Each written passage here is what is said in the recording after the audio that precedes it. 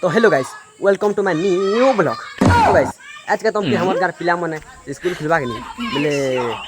खेली पके थु बोली कि केनता खेली छन केते भीड़ छन चलो हमर गार पिला हमके देखु छी केना लड़ा लड़ी छन चल देखो छी। हां गाइस तो गाइस रे देखि बार तो केते पिला रखि जानी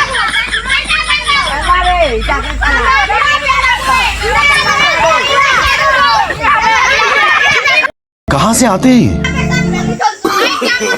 नो नो नो नो। तो गाइस देखो केना स्कूल खुल जा बोली केना खेली बोल गाइस स्कूल खुल जाई नहीं है तो तिले सब सामने केना केना भिड़ी के देखो खेली सही देखो केना खेली छन देखो पर लड़ी लड़ाई छन देखो जाई देखो जाई पर लड़ी लड़ाई छन देखो केना खेली छन नहीं बात गाइस देखो गाइस